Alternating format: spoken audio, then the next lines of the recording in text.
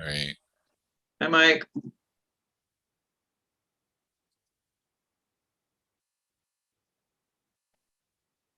He's muted. I see that.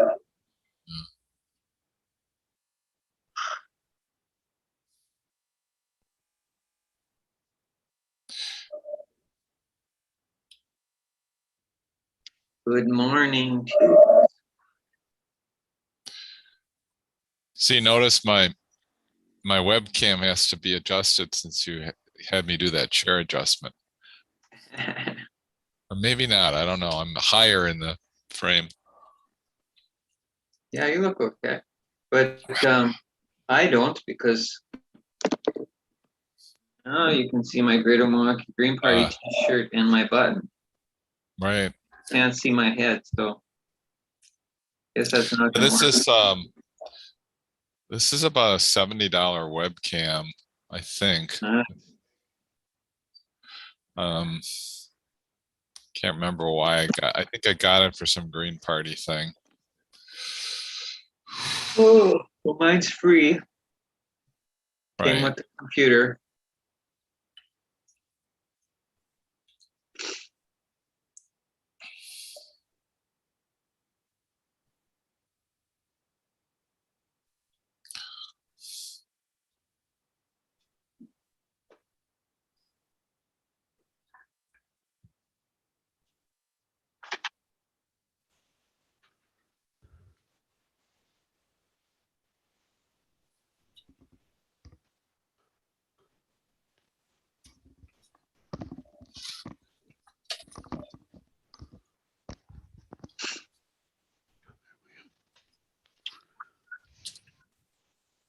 Hi, Barbara.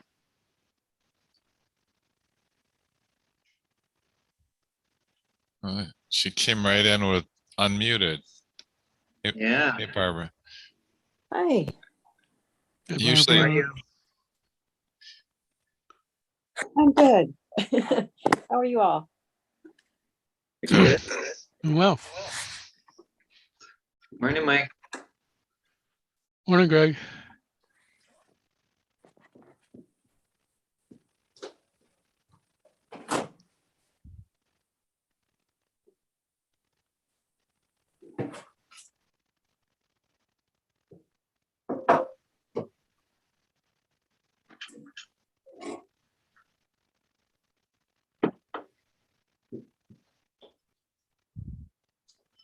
Thanks for being on time, everybody. And in a couple of minutes, we can probably get some of this housekeeping stuff out of the way. I'll share my screen with y'all.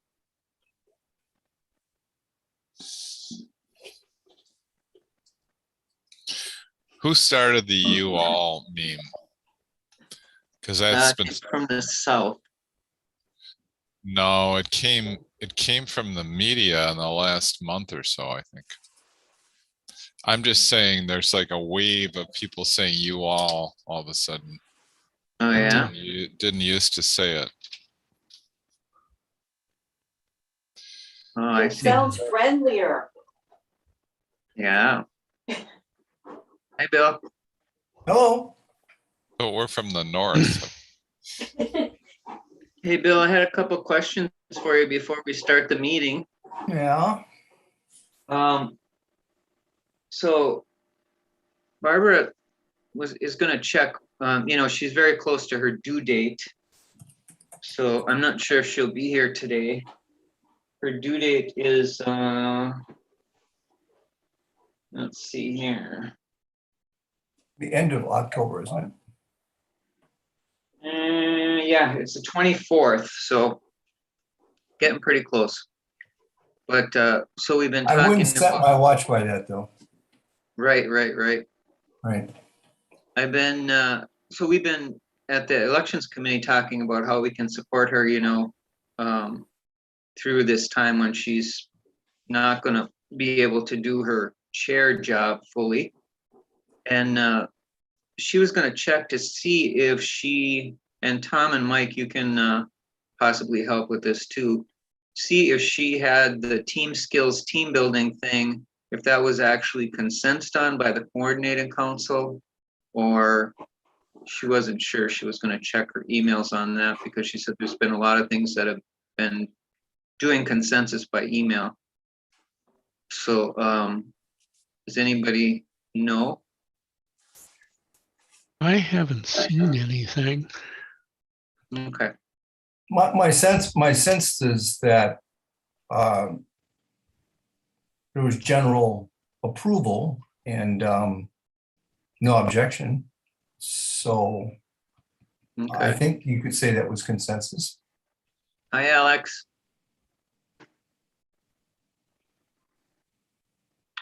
Jennifer's here too. Morning, Jennifer. Morning, Alex. Morning, how are Hey, you all? good to quote unquote see you all. Yeah. There's Alex. You're muted, Alex. Hi. Oh, I know, I was just waving. Good to see you Okay. all here. So just so we're about to start, and we can get some of the housekeeping stuff out of the way. But I told Alex that we would fit him in at, whenever he could come in, because he's up north. And so is there any objection to fitting him in? To accommodate him, we should have him early on in the agenda. Yeah, like I was thinking like now, if nobody Yeah. objects. That'd be great. Okay. All right. So the reason I invited Alex to come, and the reason he was kind of interested in making this a special time to come to a meeting, is because as we're talking about can everyone see my agenda screen? Yeah. Yes. Okay, good. So as we're talking about the election stuff, the election for mayor came up. So you can see where my cursor is. And the Milwaukee mayor's race. And Alex knows some things about the candidates that are running for mayor. And he and I were of the same opinion that we want the most progressive candidate that we can get. And we might not be able to get somebody to run, for mayor for the Green Party. So who would be the next best progressive candidate, just so we kind of know who the people are that are running? Any objection to having that discussion for 5 minutes? Or longer if you want. Sounds good. Okay. So Alex and I have started talking about that, but I'll just let him. Alex, do you mind telling us who's running and kind of give us some background on the candidates?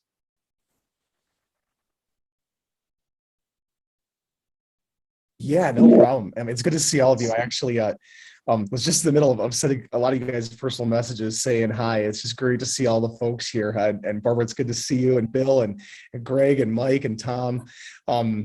We, as they say, we have a world to win. So let's win it. And Greg and I were talking, what I offered to do, and it seems like it works for everybody. What I offered to do is just kind of give an overview of some of the political leanings and politics of who's all in or might be considering getting in the mayor's race for that. And actually, Greg, would you be able to put that agenda in the chat and I can open it up too? I may be able to stay a little bit longer than I originally thought too for this meeting. But anyway, let me Alex, just to answer your question, what would I do? Copy and paste it into the chat? Yep. yeah, Okay. you could share if you could just in the upper right, the share button. Oh yeah, that would be better. The blue button in the upper right. Yeah, I don't know how to get rid of the, I can do this. oh, you can do it? Thanks, Mike. Thank you Somebody that guys. has Sorry, technology not trying to skills. make things complicated. Jennifer, just so you know what we're go ahead. doing, Alex Brower is here to talk to us about the candidates for mayor of Milwaukee, because that's such an important race for us to have a progressive mayor. Kind of even affects the state in a big way, so. Jennifer lost us for a minute there and came back after I already announced that. So go ahead, Alex, thanks. Yeah, thank you so much. And you guys, thanks for having me. And I've been a proud organization. We've got to win a better world here, and I think that we have the potential in this race to impact. Those of us who are out here those of us that say, the whole lot here. Solidarity, of course, and all the other groups that are out there. And I did just request access to that document as well. But let's just dive right in here. So just so we're on the same page, but I think everybody knows this. Most of you know this here, but just to get everybody on the same page here, Barrett's been appointed or going to be appointed the ambassador to Luxembourg. We don't know when that's going to happen, because the Senate right now is in pretty much complete gridlock. As you guys know, they're dealing with like 6 fires going on with the budget and the Build Back Better agenda and everything like that.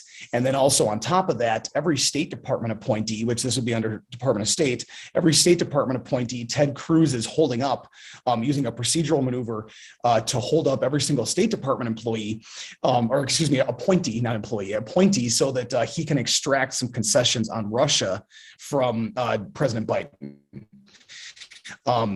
So there you go. So we don't know when Barrett will be appointed, and he's intending to remain in the mayor's office until he's appointed. So whenever the Senate gets to that, right, and we've got the debt ceiling issue that's kind of been resolved. We've got the Build Back Better. There's the continuing resolution, and all those fires are bigger fires than appointing people to various ambassadorships. So whenever that happens, that'll trigger a series of events, a chain of events that will occur. Tom Barrett will resign from his post. And then under the city charter, the president of the Common Council will become the acting mayor. And then the city charter requires that the Common Council and the new acting mayor, who also, by the way, strangely enough, will still retain their council seat. So this is Cavalier Johnson, by the way. He's the president of the Common Council. And for those of you that were following this really closely, about a year and a half ago, when all these people got elected to the Common Council, there was a whole dust up about who was going to be the president of the council. And a little bird came to me and said, the reason there's this fight happening is because they know that Tom Barrett's going to be moving on to something. And so they're actually fighting for who's going to be the next mayor, because there was a huge fight between Cavalier Johnson and Malele Coggs about who was going to be the president of the council. So anywho, the president of the council will become the acting mayor, and then they're charged under the city charter to then set a date for a special election for mayor. The city charter does not require when that election is to be held, although it has to be held before the next regularly scheduled election. So the mayor and the common council and all of the rest of the city-wide elected offices are elected on 4-year terms, and they align in the spring of the presidential years. So basically, we elected the mayor, common council, the comptroller, treasurer, the whole lot of them. We elected all those people fresh in 2020, the spring of 2020. So the next regularly scheduled election is spring of 2024. So what'll have to happen is whenever this appointment happens, and so we don't know when this election will occur because of all the factors I just discussed. We're gonna, get appointed, Cavalier will become the mayor, then they're charged with setting an election date. The media right now is trying to influence the process to make the election happen concurrently with an existing election.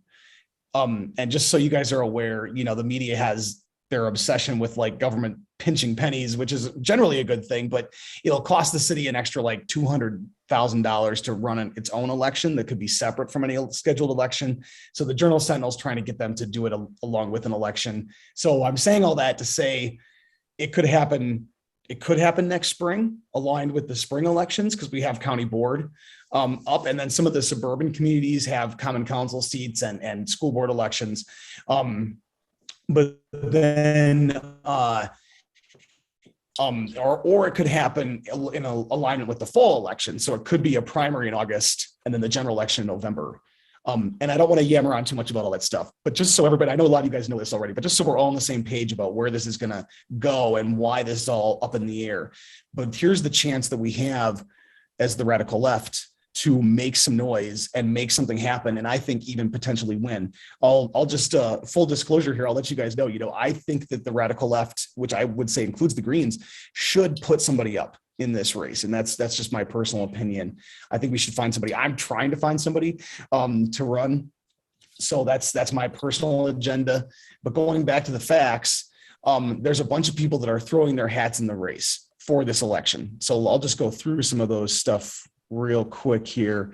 I do have an article pulled up here. So the people who've declared so far who are going to run is obviously Cavalier Johnson has declared. And I'll go through these individuals in a little bit more detail just after I run the gamut of who is all running. Cavalier Johnson, the current president of the Common Council, who will be the acting mayor, is intending to run in this special election. The next person from the Common Council who is planning on running, who's almost to the point of a public declaration, although I haven't seen a public declaration yet, is the alderwoman from the 14th district, Marina Dmitrievich, who represents Bayview on the Common Council. And you guys are, that's a name that's been in politics for a while. You guys know in 2004, she got elected to the county board, and then was fighting Walker all those years. And now she's on the Common Council. So after, Zelensky ran for mayor, abandoned his seat, she ran for that seat. That's how she's there. She's intending to run. The other person who's planning on running, or actually after that, it's a little more rumor based, but I'll tell you who I've been hearing and who the media has been talking about. The next person who says they're thinking about running is Bob Donovan. And you guys might know him. He used to represent, I think it was the 11th, but now don't quote me on that. Bob Donovan is planning on running.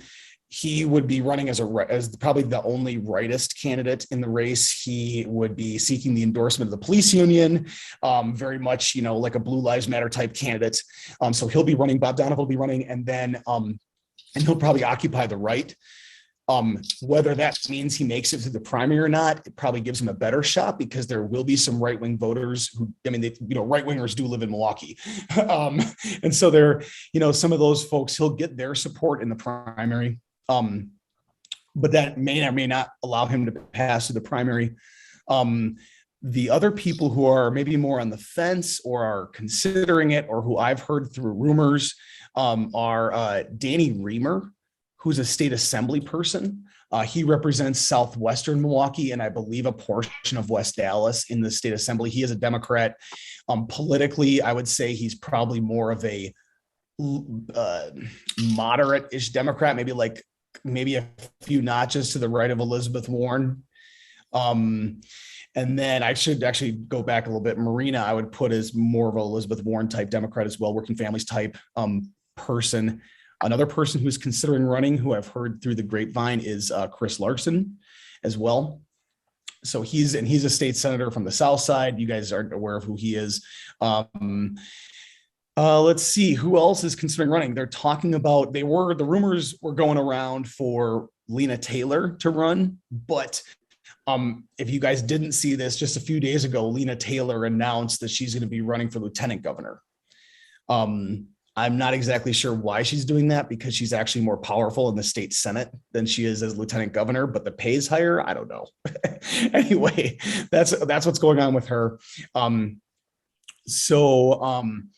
Let's see, other people that the media is talking about. They're talking about Michael Murphy, who represents, I believe, the 10th aldermanic district, which would be like Story Hill, near West Side, some of those areas, kind of by the stadium, the American Family Field. He represents those areas. Again, very centrist Democrat.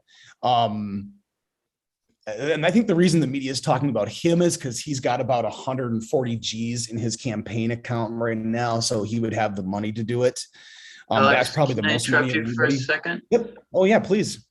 So we only have about, let's see, well, we're kind of out of time for this item, but could we give it like 2 more minutes just in case anybody has any questions? Does anybody object to that? Okay, so I think I have that's a question. perfect, Greg. I have a question right off the bat. And I was actually, let me just wrap up by saying that is everybody who is rumored to run. They're also rumoring Chris Abley or David Clark, but those people, according to what I'm hearing, haven't been putting out any feelers. So that's pretty much the gamut of who's out there. So sorry, Greg, you have a question and I'll open it up for questions and be done. Yeah, so you talked pretty much about all the candidates where they're at as far as centrist, whatever, Democrats, except Cavalier Johnson. Where's he at? Yeah, let me get into, and I made the mistake. I said I would get into their politics when I was done running through the list, but then I started getting into their politics right away. So that was my mistake. Cavalier Johnson, the best way to describe him is it's going to be another Barrett term. Cavalier Johnson is one of Barrett's people. He worked in Barrett's office for a time. I'm not sure what his role was or anything like that, but he worked in Barrett's office, ran for county board once, I believe, and then was able to win this election for the common council seat that he currently holds. Very, very close to Tom Barrett. I believe what I've been hearing is that he is using Tom Barrett's networks to fundraise. Actually, somebody who I know in DC was actually approached to give money for Cavalier Johnson. So Okay. the Democratic establishment is helping. So I would say very politically aligned with Barrett. So what does that mean? That means, obviously Barrett's not a right winger. He's not a fascist, but basically, moderate, go along to get along Democratic politics that we've seen. Thanks, Alex. We're kind of out of time, but does anybody have like a burning question that they just want to ask Alex quickly? I think just generally speaking, Alex, I think what you have experience running campaigns, how to work the databases, the van, like real like you actually get like a toehold. And I think the Green Party, I don't think we have a realistic way of running serious campaigns. And I get an inkling that the Texas Green Party may know what they're doing and some other states may know what they're doing. So I'm just hoping maybe we can collaborate on, like maybe, so this isn't specific to the mayoral issue. I'm just, in terms of our elections work, if maybe you could help us out, or we could have another meeting in the future. In Maine, there's a woman who bought a database as a Green Party person and was able to do some like I can't even remember what the acronym is, but so I'm just sort of throwing that out there because I'm just frustrated that we work hard and I don't know what we really accomplish. Pass. Tom. Okay, so we're going to move on to Green Party. I have a comment. Oh, go ahead, Bill. Yeah, I'm coincidentally just reading right now Frank Zeidler's book from 1962. It's entitled A Liberal in City Government. And it's interesting how he was able to bring together a coalition which included almost all the trade unions, what was left of the old progressive movement, and what was left of the old Socialist Party in 1948 to win the mayoral election. Now, the candidates that Alex has reviewed with us, all of them are associated to one degree or another with the Democratic Party. And of course, I don't believe the Greens should have any involvement in campaigns with any of these sorts of candidates. So I'm hopeful that Alex and others will be successful in recruiting a viable left-wing candidate.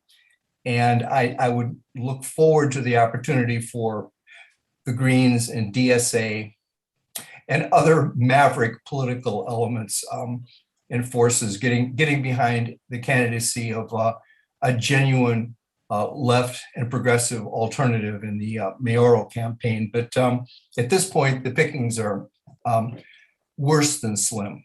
So pass. Thanks for your comment, Bill, and also Tom, thanks for your comment. Okay, we're going to move on to Green Party news. So the Greens in Germany won the third most votes in the recent national German elections. So that's inspiring. That's just an announcement. And our annual goals are there. I'm not going to read them just because we're a little bit behind, but we did complete our hard copy mailing. Thanks everybody on the membership committee and that participated. Co-chair report, you can read that for yourselves. The approval of September minutes. Does anybody have any concerns about the September minutes? So I'm going to make a proposal that we accept those. Are there any stand-asides? Any blocks?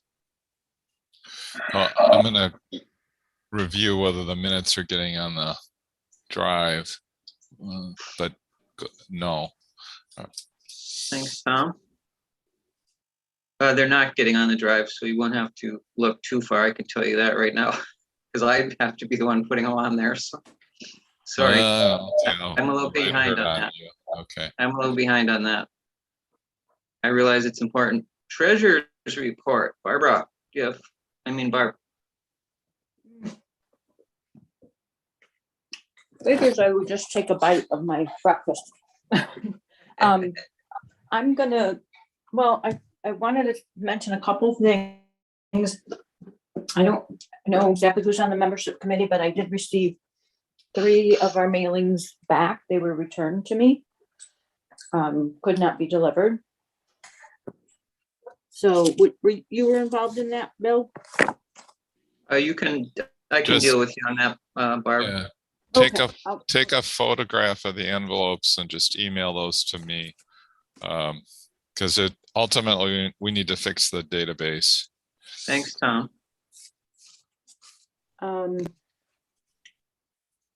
Okay.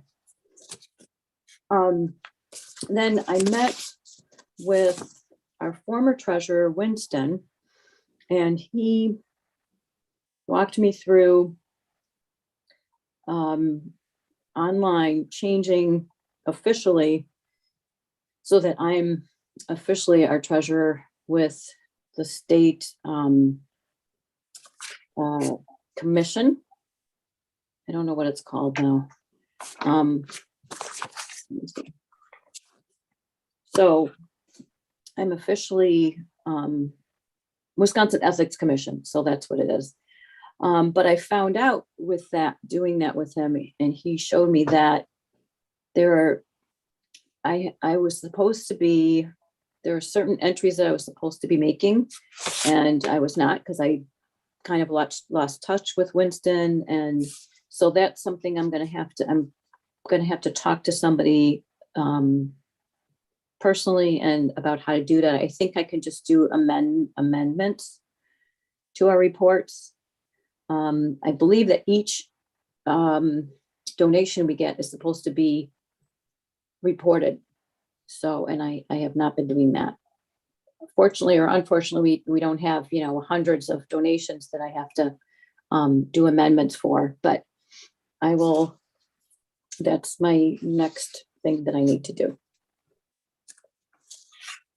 So those are the 2 things that I wanted to talk about. Thanks, Barb. And can you just type into the chat what the amounts are for our savings and checking? I will do that as soon as I find that statement. Oh, on the plus side though, I already received a donation, a new returning member, Rick Bruening, renewed his membership again, or came back to us. So Great. That was cool. The mailing is already working. Thank you. And just so everyone knows, I am keeping a stack. So if you say your name and then stack, for instance, Greg Stack, then I'll put you on the list just so we're respectful of each other's wanting to be able to speak on the floor. Next thing we have on the agenda is a bowling fundraiser. It was Jennifer's suggestion. And Jennnifer, did you want to talk about that? You're muted, just so you know. That would help. Well, actually, I was just doing a little surfing here about at one of the bowling alleys. So the first bowling alley that comes to mind is Bolero. So it was like I googled some, and it was like Bolero's probably the best. What? I'm not talking to you, phone. Google's answering me.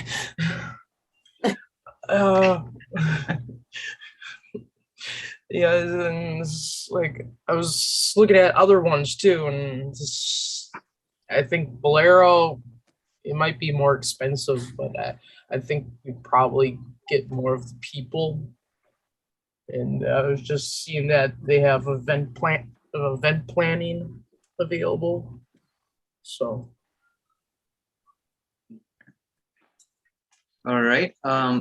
Do you want to take questions on that? Are you okay with that? I know one of the things Jennnifer and I talked about was maybe having people sponsor us, and I was thinking maybe, you know, like I'm not quite sure how to do that, but yeah, I was thinking like maybe I every point. was thinking those like maybe we have like maybe like 4 teams or maybe even 2 teams. Like as like and have like a jar or whatever people can donate. You know, just kind of split up between the teams, something like that. Okay. And I was, you know, think I 4 also, of them, kind of like for like the 4 pillars, like a jar for peace, and one for ecology and what have you, and then have those as our bowling teams. okay. So maybe we could start a little committee about that. And you would like to be on that committee, can you put that in the chat? Because otherwise it's just Jennnifer and I so far. And this is an important thing. If you believe that we need money, this is a good committee to get on. We also talked about sponsorship, and maybe somebody, I was thinking people could sponsor us for maybe $1 for every pin over 100, which wouldn't be much for me. I could probably get an easy sponsor for that. I wouldn't be doing much over 100 probably. And we are out of time for this item. So again, if you want to be on this committee, just put it in the chat, please. Membership committee reports. So we are in the position right now of shared leadership duties for membership, and that's how we got the mailing out. So that was successful. We aren't having membership meetings, however. So what we could do is combine membership with outreach. That's okay with Mike at this point in time. And we have 2 minutes for this discussion.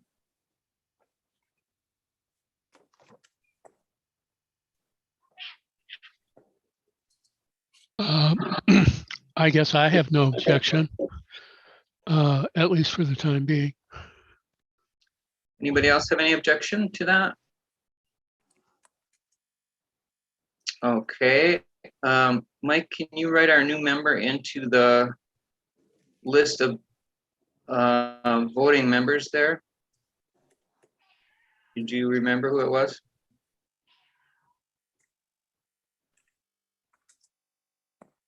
You're muted. Rick Bruening. Rick Bruening, right. Okay, thank you. And we can move on to IT social media report. I have nothing prepared to report, just routine stuff, unless someone can remind me.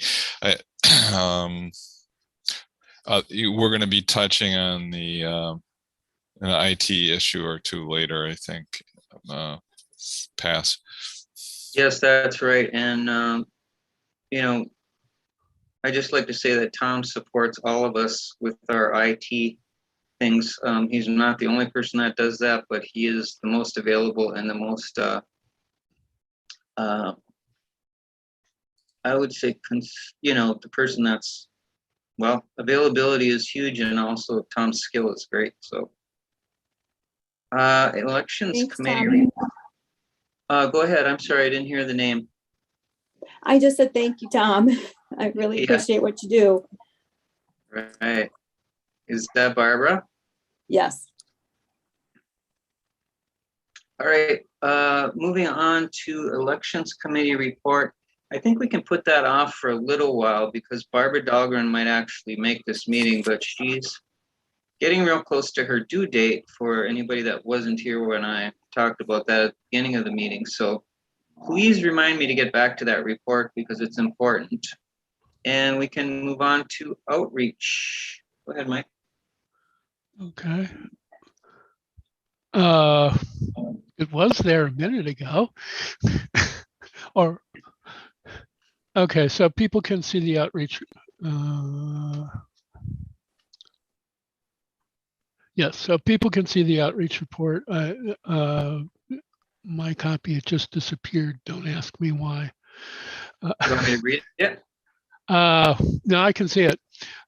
So we folks can read it as well.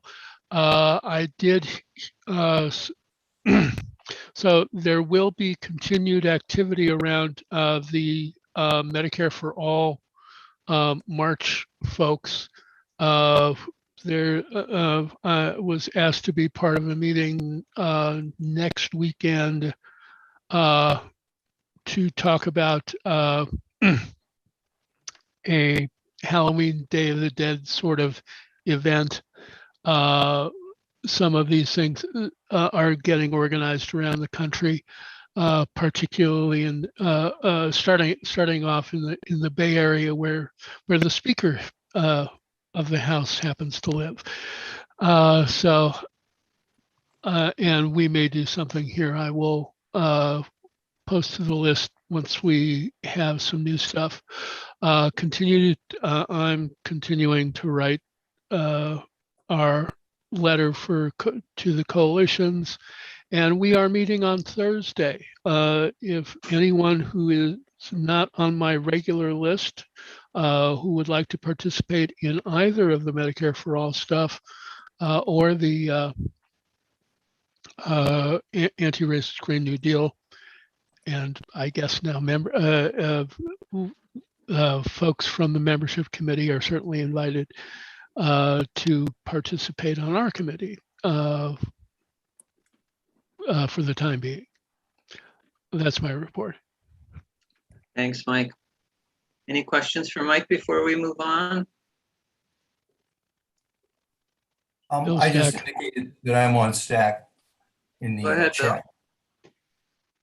Well, I think the idea of combining the membership and outreach committee is a good one. We've had a very effective membership committee for the last at least 2 or 3 years, and Patty has been the driving force behind that. And now that she's established a less engaged level of activity right now, the membership committee has not been meeting monthly as it has for the last few years. So I would support that. Also, I'd just like to note that I felt that the discussion of Alex's report was cut short, and we didn't really have time to entertain some of the things he was bringing before us. So if Barbara gets on and we return to the election committee's report, that would be good. I'm going to have to leave the meeting somewhat early today. If Barbara doesn't get on, I would like to go back to the election committee's report at some point. Thanks, Bill. And what time do you have to leave, just so I can kind of watch that and get back to that? About noon. Okay, thanks. Anybody else on the stack before we move on? All right, so our next item is data entry nation builder, and this is an IT thing that Tom does a lot for us. Like he just volunteered to do data entry on those two things that Barb got back from our hard copy mailing to increase our membership. But there is actually like 25 people that will either respond or will not respond, and that all needs to be entered into Nation Builder. It's pretty easy, but if somebody wants to volunteer to do that, you can probably contact Tom directly for that. Would that be okay, Tom? Yeah, and we have people that have shown interest where we're missing data and it would require detective work. You know, like maybe they have an email, but they don't have a postal address, or they have an email, but they don't have a phone number. So there's always work that in that area that can be done. Yeah, I'm good with that. Thank you, Tom. Yes. All right. Can we move on? Anybody object?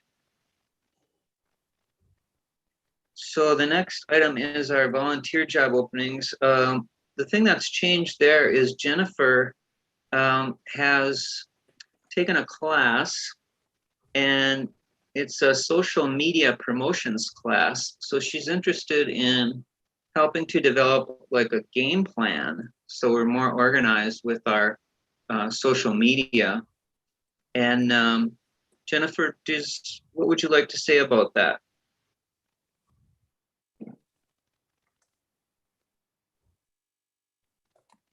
You're muted, just so you know. Yes. Well, I definitely see that we do have a need for more emphasis on actually doing social media, not just posting stuff. More of having a plan of how to like do the social media. Okay.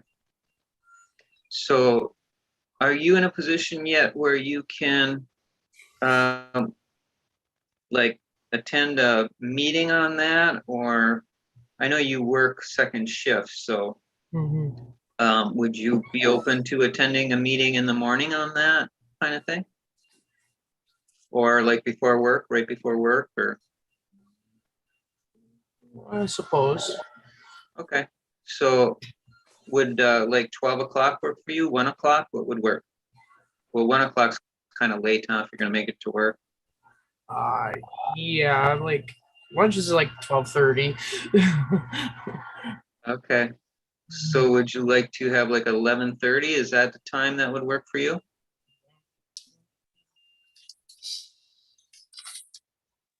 Or just tell me a time that would work for you.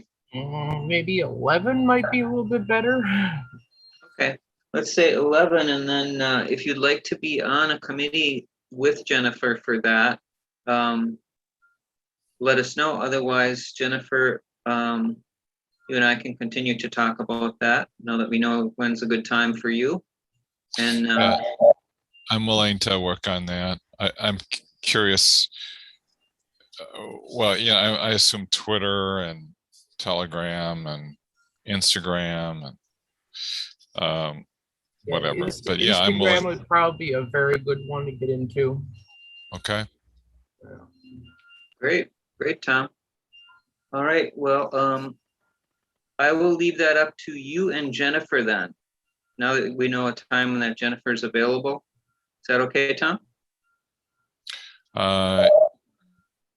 Yeah, I'll put it on my list. Okay, now. and Jennnifer, feel free to contact Tom too. Anybody else before we move on?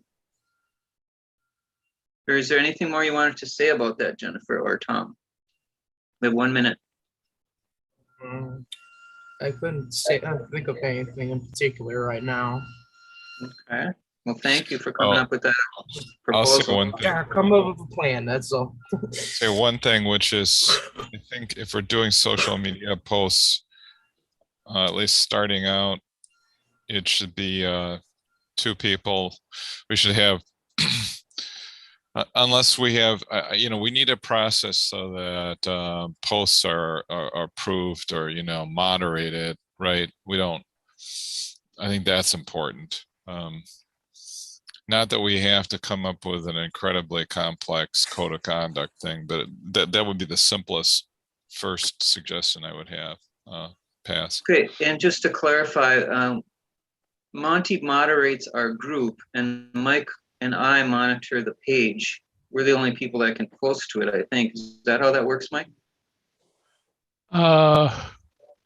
Yes, I think Monty may be able to post to the page too, but yeah. Does that clarify Yeah. that for you a little bit, Tom? Not entirely, because it's like you guys act like, there's more to the world than Facebook and Instagram. So, Oh, I see what you're saying. see what I'm Okay. saying? I'm saying a general policy, as opposed to just like, oh, we have these tools and this is how it's working now. Yeah, I hear you. Thanks, Tom. Okay, we're going to move on unless anybody objects. Our next discussion is changing our meeting to the first Saturday instead of the second Saturday because it is a conflict for some of our members. And I will open up the floor. I'll keep a stack, so.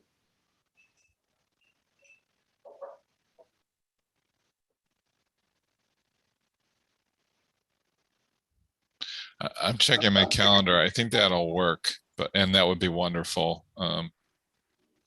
But sorry, I don't pass. Okay, anybody else? It works better for, I know it works better for a couple other members too, even though they're not, it's okay that we've already talked about that in the past. And we are just allotting 3 minutes for this. So if it doesn't take more than that, we will just go ahead and work on that proposal. Mike Stack. Go ahead, Yes, Mike. I support moving to the first Saturday as well. Okay. So the proposal is that we change our meeting to the first Saturday instead of second Saturday. And does anybody have any more discussion about that? Any stand-asides? Any blocks?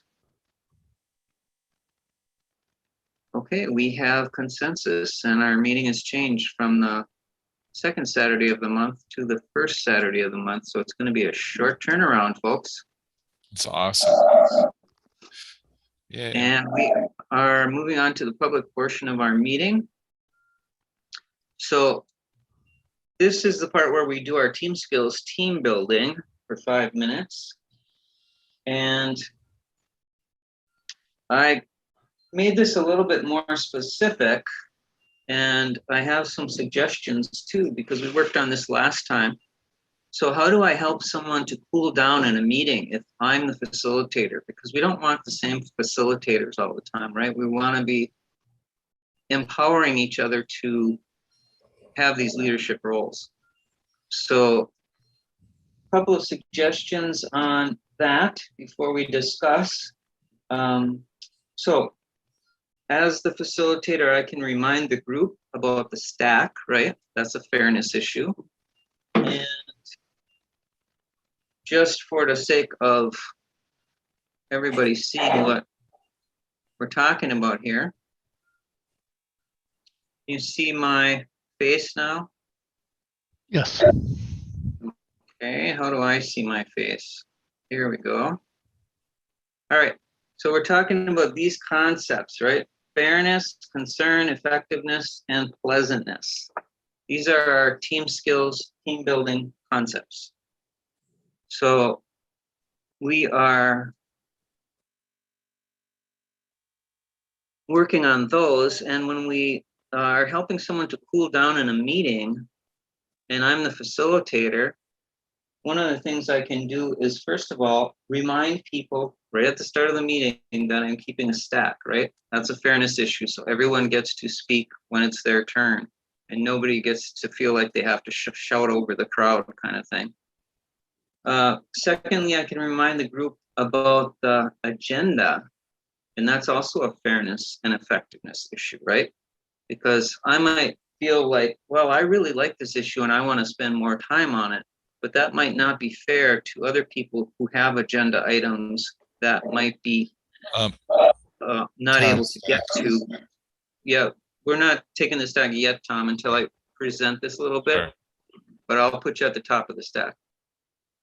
So with the agenda, you know, we are in a position where people have asked to have certain items on the agenda. So I might like some item and I might want to give it more time, but it might not be fair for me to do that because it might mean that somebody else's agenda item will not get any attention then.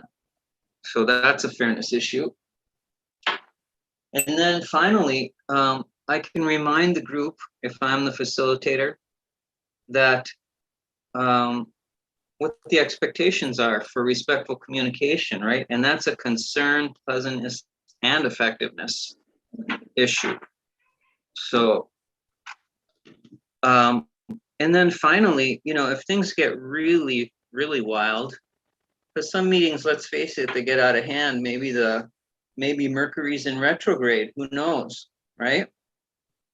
So I can actually mute the list of participants, right, if necessary, which we couldn't do before when we had in-person meetings, but now with something like Zoom, we can actually do that. So just some suggestions, and let's go ahead and make this interactive. Tom, go ahead. We have 2 more minutes. So I realize I've been in a lot of meetings now and I haven't, but I don't have meeting facilitation skills, and I don't really look forward to learning them, but I feel like I probably should, you know, but it's not going to happen. So I guess what I'm saying is I'm noticing the behavior of this group. We may talk the talk, but we're not walking the walk. If people are going to learn these skills, they have to be rotated into that position, and they might need help, but so I guess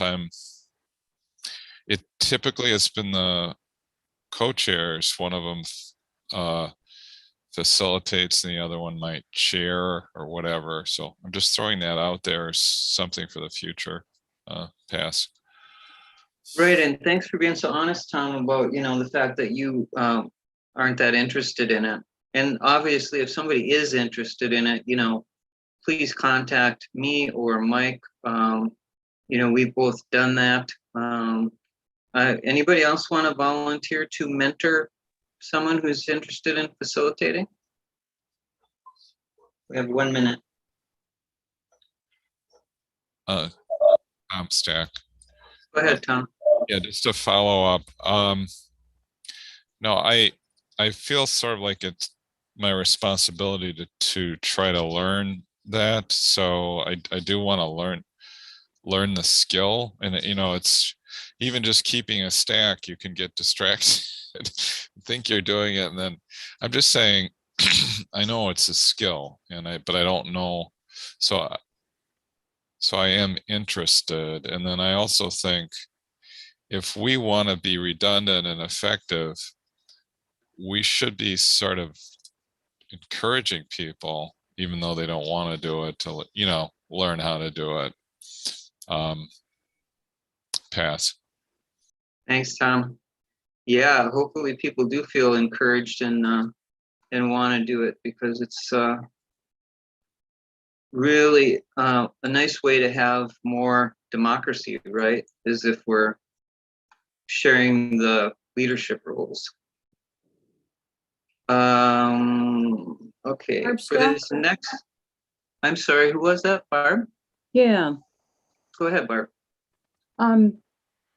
I just want to thank Tom for his comments. I know years ago when we would rotate facilitators at our meetings. And I think that's you're right, that's a good skill to have. And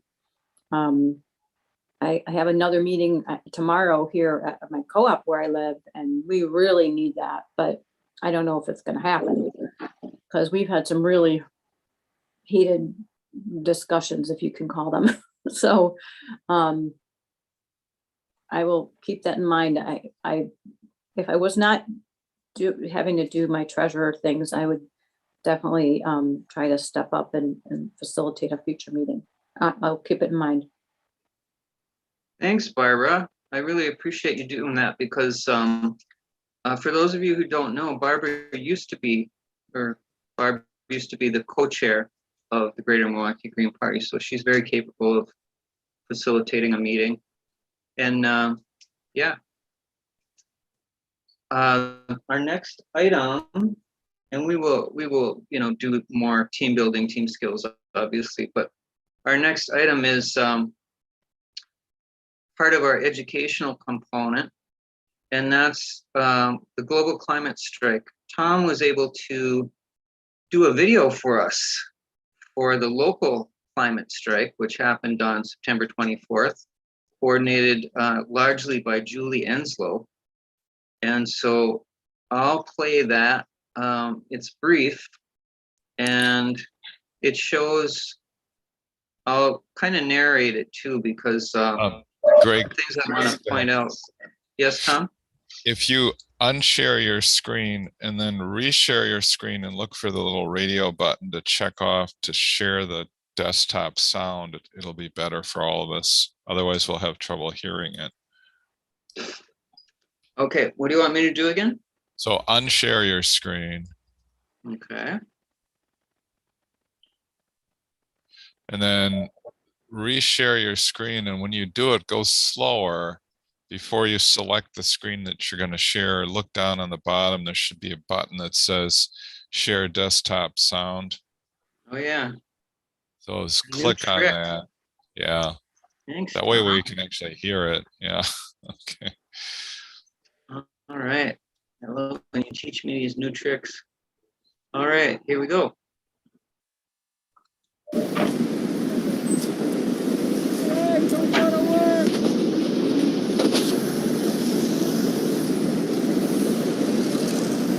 this is the climate strike by the public market. Little park across the street. You see Julie Enslow in the rainbow shirt here.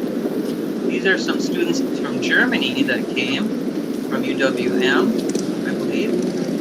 And there's some students from one of the high schools that came. And 350 Milwaukee was there. Julie Leeds from 350 Milwaukee. Pam was there, and she spoke about how, you know, from peace action, how war is connected to climate change. They want to spend $2 trillion. In the military. Already our national debt is $28 trillion. So you know These are the there's a students from the high school. program Three girls that there. we need for ourselves and to clean up the environment. And so the UN does have a universal declaration on achieving a world free of nuclear weapons, and of course we support Sound isn't that good, that's why I'm narrating. Peace Action Wisconsin is working very hard. Yesterday, the county board passed a resolution put forward by two Peace Action members who are also county board supervisors, and it's called Back from the Brink, the call to prevent nuclear war. So 13 of our county supervisors realized that nuclear war is a very bad idea and voted for this resolution. So at least we have some awareness going on, and hopefully on climate change also. Thank you. So, one of the things that goes 350. So this is Julie, and she's from 350, and she's connecting the link divestment between militarism with and climate change. And that's what 350 primarily works on. Military is the number one emitter of CO2 emissions in the world as a single entity that does it, and also the biggest consumer of fossil fuels in the world. And so it's really important that we see this link and we address this. And I don't know if you realize, but all the militaries in the world are exempt from any kind of climate agreements, and are just, free to go ahead and pollute because they're the military. It's just, so there's some real serious issues here about that. So there's a link, and we need to be not only climate activists, but peace and disarmament activists at the same time, and let people know there's a connection here. So, also, Greg, can you give some upcoming actions, demonstrations that we could tell people about? Well, if you're in town next Wednesday, Citizen Action having a march from MLK Drive and Center Street, the park there, and they're marching down. That starts at 10 o'clock. From there, they're marching down to Zeidler Park down here. Every Friday, we're out on water in Wisconsin. Those are kind of the two key ones that are coming up, or repeated ones. And just keep watching our newsletter as we learn about more of them. We'll publish them. Yeah, the one next week, the Citizen Action is sponsoring. It's with the long march from, is it Center and North? MLK. Center and MLK down to downtown. It's going to end up at We Energies, and their focus is on We Energies utility, and to get them to shut down all the coal plants. And there's still one major coal plant that's open. They've shut down some of the older ones, but they, they're all about making profit for their stockholders. That's what it's about. And we've got to say, no, you're a public utility. You have to do what's right for all of us, and we've got to stop burning fossil fuels, period. All of them. So that's Keep them in the Julie ground. talking about Right. 350 and Citizen Action, both There's supporting also a lot the of shutting down of We issues Energies. with We Energy trying to charge more money for having solar on your house, and trying to, so real unjust kind of criteria for their billing that emphasize, it ends up being more harmful to the poor people than the rich, of course, as always. So that'll be part of the focus of that march next Wednesday too. You say it starts at noon? 10 o'clock. 10 o'clock in the morning. 10 o'clock in the morning. 10 o'clock to 12:30. And then our Friday gatherings on Water, Wisconsin at 12 noon continue every week. So anybody can just join us. We'd love to have you show up and hold our Honk for a Livable Planet signs. We did a lot of cars honking and have a chance to talk to pedestrians about the issues as they go by. And we're aiming those at the banks on each corner, Chase and Wells Fargo being the biggest funders of fossil fuels in the world. And so the national campaign is to pull the money out from under the fossil fuel industry. Divestment. And insurance companies and financial institutions to stop funding fossil fuels. It's killing us. So that's basically what it's about. We just need to continue to be out there and make some noise. And we delivered petitions to the local banks last week. Got the national petitions with 165,000 signatures. And so you periodically go inside and make some connection with the managers. It's an ongoing issue, an ongoing struggle, but it's, I think, hitting them where their pocketbook is. If we can pull the money out from under fossil fuels, we can win this. And if you can't make 10 o'clock on Center and MLK, then just meet at We Energies. Sure. Yeah, down here at Seidler Park, probably about 11, 11:30. 11:30. You don't know if they're going to have speeches on Not, as I'm sure you all know, the global climate strike today was sponsored by Fridays for Future. We're just the local guys. It's in over 1,500 locations around the world. And I'm sure they're going to have another one sometime before the COP26, which begins at the end of October. So keep your eyes out. I'm sure that Fridays for Future is going to do another global before then. Does anybody want to say anything? Do you want to say something from Germany? Do you want to So say that's something Greg from talking school? about Fridays for the Future, and they were the ones that Any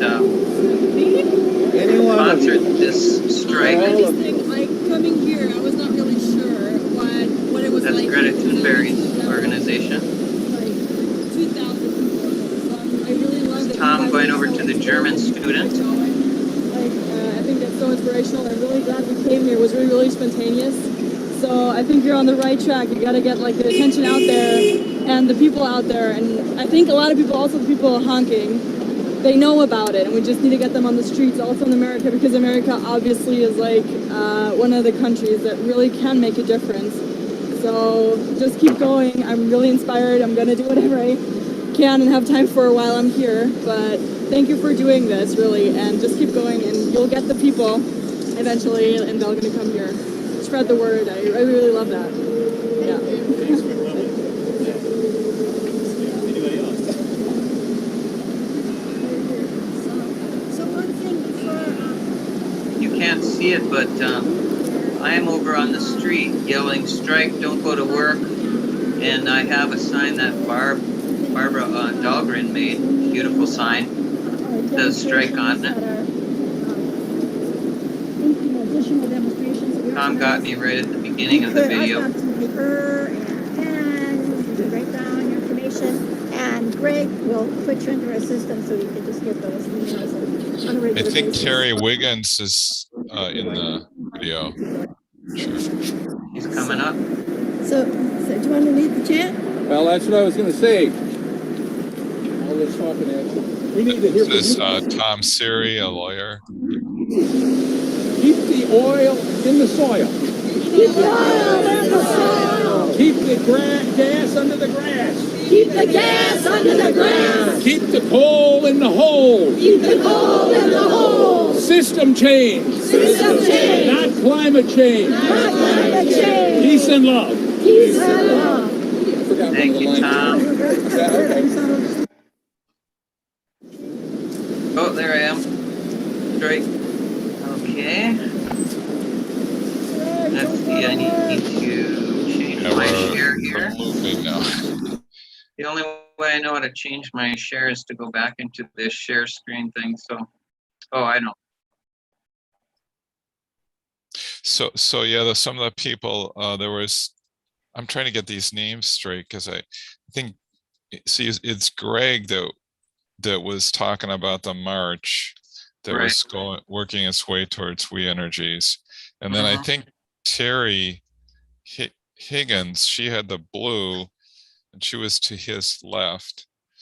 And then Tom Siri was the guy at the end, the tall guy with the hat. Right. And he was involved in working on keeping track of the expenses for the Citizens Utility Board. Worked on controlling legislation for that. And so the UN does have a universal declaration on. And I'm gonna have to figure out how to stop this. I'm gonna go to that tab. Yeah, I gotta go back to that.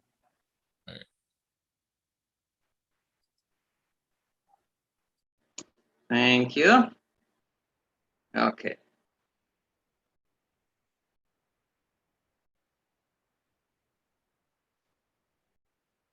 Oh, for people's benefit, it's a little confusing because that location, I ended up going to the meeting at noon and there was nobody there. It's like, what's going on? And so I think I called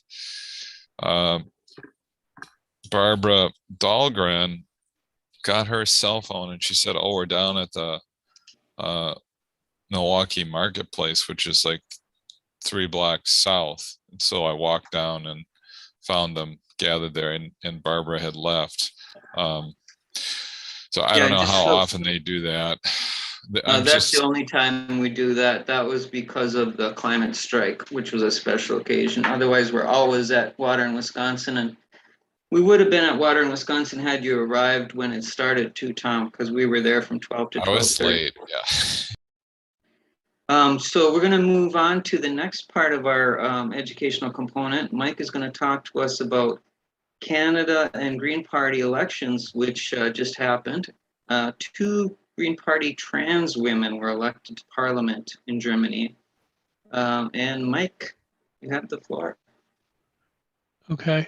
First, I had a question about the folks were talking about the march that was going to on We Energies that was going to happen, but we the day before that particular march was canceled. Does anybody have any information about why that happened? No. That's too bad. But okay, so I've noticed a number of cases. I'm going to interrupt for just a minute. Explanation. So I'm going to try and keep a stack, but I'm not looking at the chat, just so everyone knows. So you do have to say your name and then stack. Thank you. So, good news and bad news on the international election front for Greens. The German election was a regularly scheduled election. Folks have heard about Angela Merkel retiring as German chancellor. Her Conservative Party came in second behind the Social Democrats, but the Greens set an all-time record for both percentage of the vote and seats in Parliament. They are the 3rd largest party in the country now, and in the Parliament they received 14.8% of the vote and 118 seats in Parliament out of 735. That's a jump of 51 seats since the last Parliament. They are considering, because no party received a majority in the Parliament to form a government, coalition talks have, I think, begun. It's going to take a while because only the 2 big parties, the Social Democrats and Merkel's Christian Democrats, could form a government on their own, which is how they've been doing it for the last several years. And that's a really bad idea. The problem is that the most likely coalition right now involves the Social Democrats, the Greens, and the Free Democratic Party. Folks probably don't know much about the Free Democratic Party. It is basically just like the Libertarians here. So the fact that German voters voted to do something about the climate by increasing our numbers and also for the Social Democrats to bring in these anarcho-capitalists, folks who want to folks who may not necessarily be climate deniers, but they certainly don't think that government should be involved in doing something about the climate. And they may still wind up being part of the government, and then the Greens would have to decide whether they want to be part of how to relate to this party. It's complicated, but it's a good problem. I guess it's a good problem to have, relatively speaking, especially compared to the Canadian Greens, who Canada voted in a snap election, not regularly scheduled, but scheduled by the Prime Minister, the Liberal Prime Minister, who did not get his majority. That's what he was trying to get. Anyway, our overall vote from last year's regularly scheduled election, last time we got 6.5% and two members of parliament. This time we kept two members of parliament, but our vote total dropped from 6.5 to 2.3%. Some of that, and they will be getting a new leader soon. There has been some controversy inside the Canadian Party over foreign policy and also how to deal with how to increase our numbers. That's my less than perfect report, but happy to entertain questions or hear what other people have to say. Sounds perfect to me, Mike. We have 3 minutes. You want to be on the stack? Tom Stack. Go ahead, Tom. So I remember on the national listserv, they responded to an email from, and I don't remember which European Green Party it was, but it wasn't a well-received email by the National Committee. I could be munging this up, but I guess I don't know that much about the European Green Parties, and one way to look at it would be to look at their platform, right, and compare their platform to ours. Do you have any general comments on, like, could you contrast the various Green parties in Europe, or maybe just the German Green Party with GPUS pass? The German Greens are started out fairly more centrist at the beginning in the 80s and 90s. They've had members of parliament since I believe the mid 80s. They actually did were part of the government once before, where they Joschka Fischer of Green was the German foreign minister and supported military intervention in Yugoslavia and Kosovo. They've since gotten better, primarily because they've gotten younger and are more focused on the climate crisis than anything else. The Green parties on the British Isles are much more like us. They talk Gentle about time reminder. They talk about eco-socialism and support Scottish independence. They're doing they're Greens in Europe, for the most part, are to our right, but not rightist. Thank you, Mike. So we're out of time for this item, but if anybody has anything real quick that they want to share, please go ahead.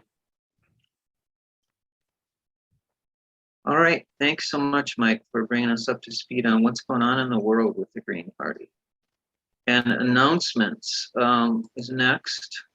So I think the stuff that's on the top there is stuff that we've already had, but just want to remind people about. There was a $50 donation sent to the Line 3 Action that was handled by Barb, our treasurer, Barb Eisenberg. Thank you, Barb, and Carrie Bruss. And the last item there is something that was just reported by Democracy Now! The Taiwan military personnel have been in training for a while now by the United States, and also armed by the United States for possible confrontation with China. So that's just an announcement. Anybody have anything else they want to announce? We have 2 more minutes.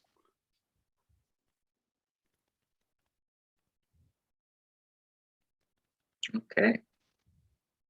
We can move on to coalition updates. Sorry, Oh, go ahead. sorry, Greg. Go ahead, I Barbara.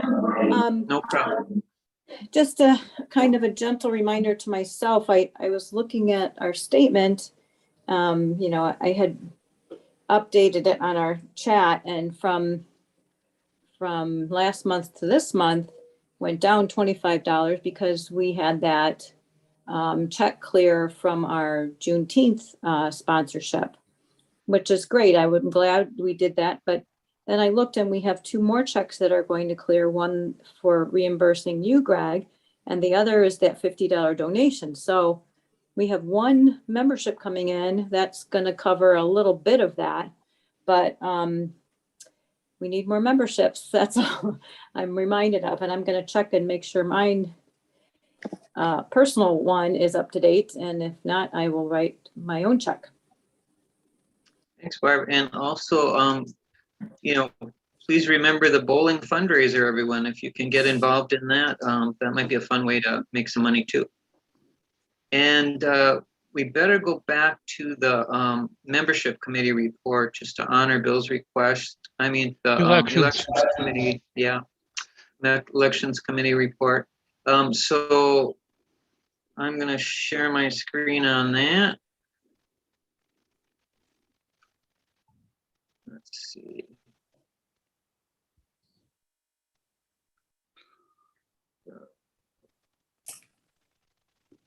Yes.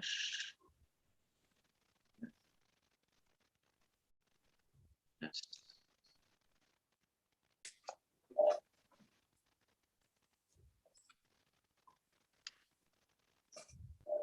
All right, here we go. So this is, I'll show you in a second here.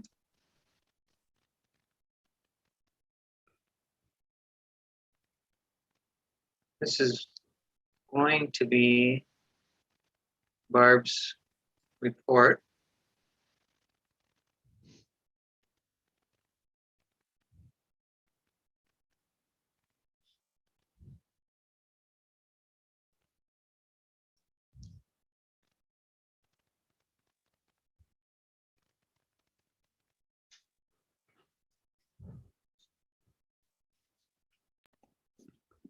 So this is the elections committee report from September 30th.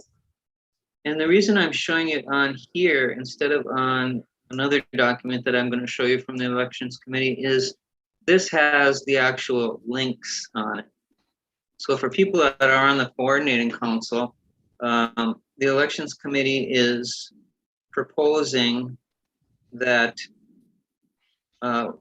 we adopt the state Green Party, adopt the Green Party US criteria for candidates and office holders. And that's the link to that there. And so that proposal might need to be made by someone else, but that email went out to the whole coordinating council. So someone else can do that proposal for Barbara if she's not able to make it. I'm sure she'd appreciate that. And I'm sure the elections committee would appreciate that. And the other proposal is right here. And that's that if you're a member of another political party, such as Democratic Party, Republican Party, Constitution Party, or Libertarian Party, if so, you do agree by signing below that you are officially denouncing your membership of the other party. And that is also a proposal that needs to be made at the October meeting.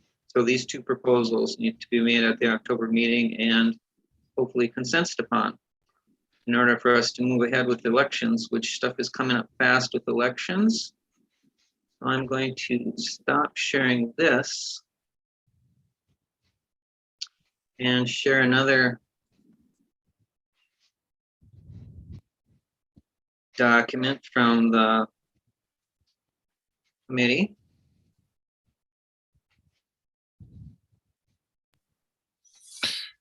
Yeah, the other one. This is the plans. So who's echoing? You want to be on the stack, Tom? I think it's Mike. Yeah, Mike just wants to be on the yeah. stack? No, Mike is he might be the echo. I don't know. Stack. Go ahead, Tom. Yeah, this email is copied to the shared drive that we use for elections, and we could put those links in there if that would be helpful. But yeah, when it was copy pasted, the links dropped out, but that's all. Pass. Thanks, Tom. So to continue on with you, was that you, Bill? Go ahead. Yeah. Well, Greg, this was exactly what the question that I wanted to address, and I thought we needed to return to the election committee report. And I took note of the correspondence that Barbara Dahlgren had with I don't know, it's the Green Party US some sort of election committee or commission that they have. And for the background, as I understand it, is that Barbara inquired of the national organization why the Wisconsin Greens were not credited with having elected some people to office and run campaigns that got significantly high vote totals and so on. And it was explained that nationally, they took a look at some of the candidates we endorsed and found out that they had also been endorsed by the Democratic Party and by the standards that the Green Party has nationally were not really considered to be Green Party candidates. And I guess there was some surprise on our part that had taken place. So we need to do exactly what the election committee is proposing, and this does need to be adopted by the coordinating council. We need to have rigorous standards of independent political action. And that's particularly important when we are coalescing with other groups. It was interesting, the elections in Madison, there were a number of political groups that were in play. The Greens, Progressive Dane, the Democratic Socialists, and there were a lot of multiple and cross endorsements. And all of that I thought worked out pretty well, except there were also some candidates that were backed by the Democratic Party. So we need to be mindful of that. If you look at Alex's campaign and the way we approached Alex's campaigns in the past, they were kind of a model of what a genuine independent political action is in a nonpartisan setting. So I applaud the election committee for this work and the recommendation. Pass. Thank you, Bill, for your comments. Appreciate it. Tom Stack. Okay, can you make it kind of, everybody? Yeah, it'll be very brief. Kind of fast. We have 2 minutes left and there's a lot more to this report. Yeah, just, yeah, Bill, that was great. The one little thing on this is that I think there's this idea of a major concept of a major political party. So if I think GPUS is okay if it's like the constitutional, one of the small parties also endorsing the candidate would not disqualify the candidate, but if it's the Republicans or the Dems that endorse, then it would. So it's a fine point. Pass. Thanks for your comment, Tom. And Barb Dahlgren just sent me a text saying that she cannot get on the call, but she is working with me on team skills, team building, so that she can present that to the coordinating council at this next meeting. She's going to be the person that does that 5 minutes if it does get consensus on. So moving on, the rest of the elections committee report, we just are actually having 1 more minute, but you can kind of see some of the items there. December deadlines for candidates. I'm not sure about that. I just put that on there because I thought Barbara said something about that. Who are the Racine Greens that want to start a chapter? What are their priorities in Racine? We need to ask them that. And then we have some plans to do some calling to Racine Greens at one of our working meetings, which is pretty much all of our elections meetings now are working meetings. And let's see. Website updates, that is like, Tom, do you want to talk about what's happening with the elections tab? Yeah, I think you're looking at a screen that we're not seeing, probably the Google Drive, but okay. I'm sorry, now I just lost my train of thought. What was the item We're on there? talking about website updates for the Yeah, election so tab. Barb is doing kind of a revamp of the website. It's just kind of interesting because she's not on the IT committee, but I think it's just fine what she's doing. So, and her focus is primarily on like there's a run for office tab that apparently is not working quite right. And anyhow, she's also kind of innovating in that kind of learning, and she'll be teaching us some of the finer points of Nation Builder in terms of the way it's working, and she's trying to stage it so she doesn't like break the website. So pass. Thanks, Tom. Yeah, so we're out of time for the elections committee portion of the meeting, but let's see, I gotta fix this screen share thing.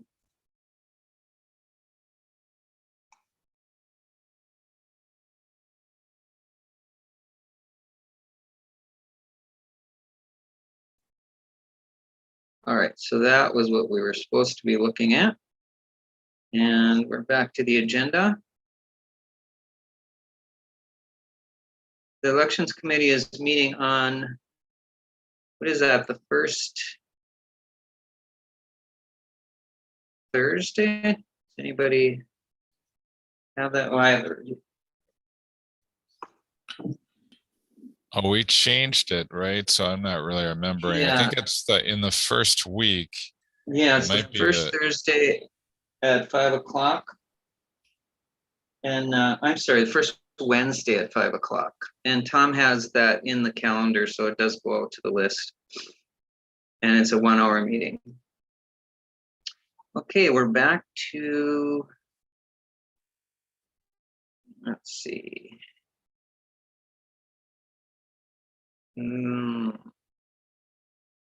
So this is just going to have to be a, let's see, here's the coalition updates. Barbara's not here, so Bill, did you have anything you wanted to say about the Cuba thing, or has Bill already left? I know he had to leave at noon. Bill's gone. He had to leave at noon. Okay, how about the March for Reproductive Rights? Have you pretty much I could say something about the Cuba thing. Stack. Okay, so Mike, is there anything for the March for Reproductive Rights that you want to say, or we pretty much covered that? Actually, we haven't talked about that at all. Yeah. I was thinking of the March for Medicare. So let's cover that first, and then Tom, I do have you on the stack. So last Saturday, there were hundreds and hundreds of marches for reproductive abortion rights, sponsored by the Women's March, that Women's March organization.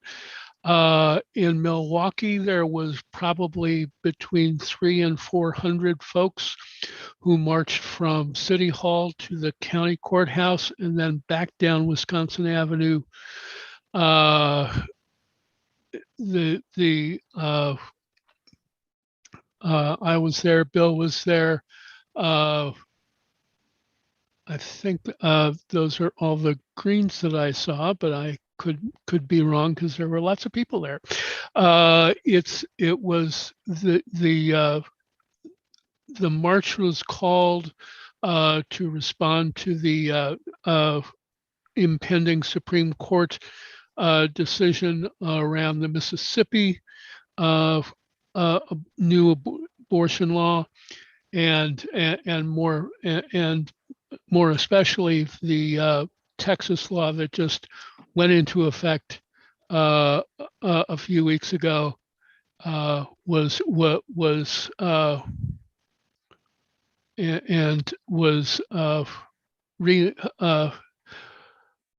the word, suspended for a day by one judge's ruling, and reinstated last night by an appeals court. This is going to be an important fight. We need to be involved, and I will, as things happen, I'll continue to keep an eye on that, and we'll talk. We'll probably be monitoring it through the outreach committee as well, because these are people who should be Greens. Thanks, Mike. Okay, go ahead, Tom. Yeah, so I happened to go to the Cuba thing, and I did a video on that, and there was a couple of Cuban doctors that had gone to Milwaukee high schools, and this doesn't sound right, but I think it was a 7-year schooling process in Cuba. So it seems like an awful long time, but anyhow, they were interesting. But what was also interesting was eventually I got into the car caravan, and it's the first car caravan I've been involved in. And I want to talk to some other activists about it, because I think you end up breaking the law. So there's a risk. You have to run the red lights, and maybe someone can correct me if I'm wrong on that, but it's like a funeral procession. So it's a little, just something to be aware of, but I frankly thought it was pretty effective, and that a car caravan could be probably used for other things. So I was just impressed by the whole operation. They didn't, and I can go into more detail, but they had about an hour. There were a lot of People's Socialists, a Party for Socialist Liberation people. They were hardcore organizers for this event, and they had a number of tables and speakers that it lasted for over an hour, and then the car caravan. So it was good organizing. And this was on a Sunday, a week or two ago past. Thanks, Tom, for your report. So also on the climate strike thing. Mike Stack, quickly. Oh, sure. Just so folks know, this happens the last Sunday of every month. It starts at Mitchell Park, and as Tom noted, it travels around for a little bit.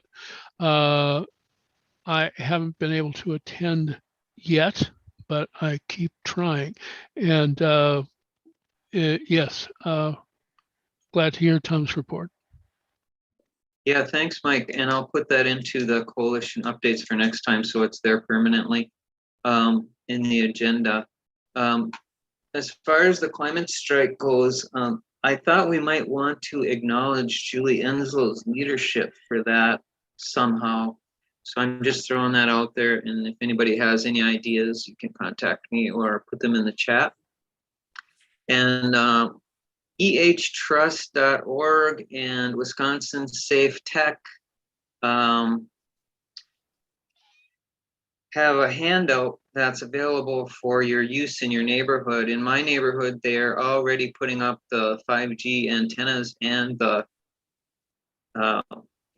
dual meter boxes that are like a half block away from the antenna, that all the extra power that those antennas need.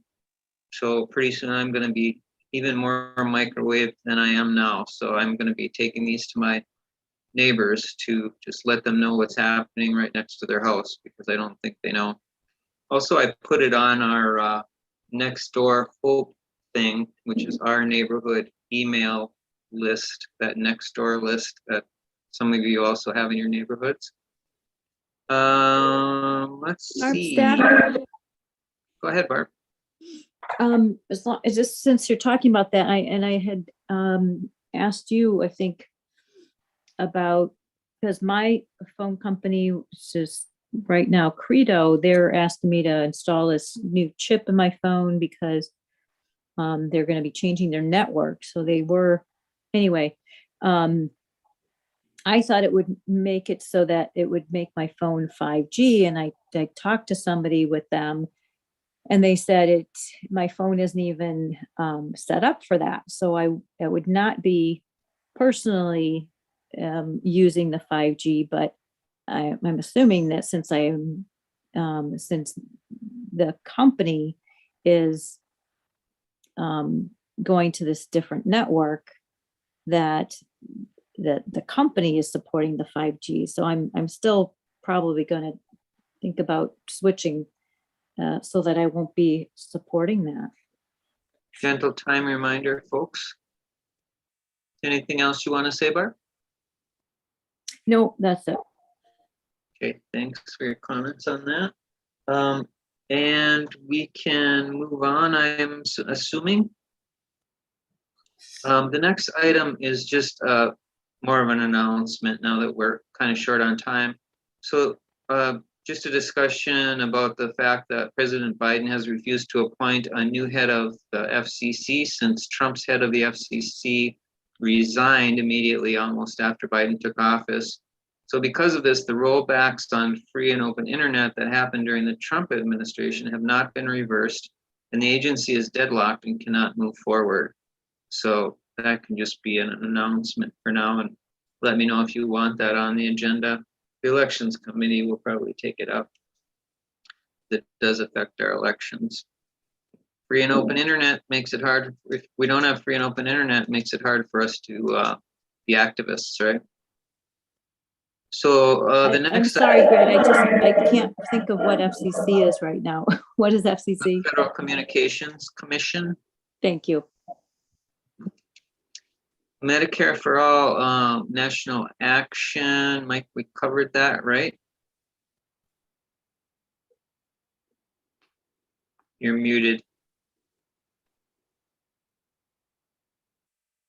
We'll wait for Mike on that one, and we can move on to this short-term objective, which is development. So activities to promote the local party growth. We did get out our hard copy mailing that was completed. And Jennnifer is going to be working on social media with Tom, who's the social media chair. And improving our website is something they've both worked on. So those are ongoing, those two short-term objectives. Tom, Go ahead, Tom. just wondering, and does the agenda have the issue about the FEIN number and our website donations that we had talked about a consulting fee, or should we put that on the agenda for the next meeting? Yeah, let's put that on the agenda for the next meeting. Okay, is it so done? Have you made a note of that just so we don't forget about it? No, it's not. Okay, then I'll have to remind you. Okay. Yeah, and you might want to talk to Barbara about that as the treasurer too. Maybe outside of the meeting. Okay. All right, so let's see. I think, does anybody have any questions about that annual goal? And so for updating these short-term objectives, we are just going to mark them as ongoing because they don't need to have specific dates in my mind unless anybody feels they need to have specific dates. Improving the website is something that Jennnifer and Tom and others have worked on and continue to work on, and the website looks great, by the way. Nice graphics suggestions and implementation by Tom and Jennnifer for the opening page, and Also some nice blog entries that have brought it up to date so that the front page when it's opened up is not old, it's fairly new. And social media person, thanks to Jennnifer, you know, that's something she's taken up, so that will be ongoing. And our next item is just kind of an announcement too. This is the outreach options, you know, for building diversity. Milwaukee protests on Facebook and the People's Revolution Milwaukee. Those are two Facebook places we can go to find out what's happening on any particular day in Milwaukee as far as supporting whatever, Black Lives Matter or Medicare for All, whatever.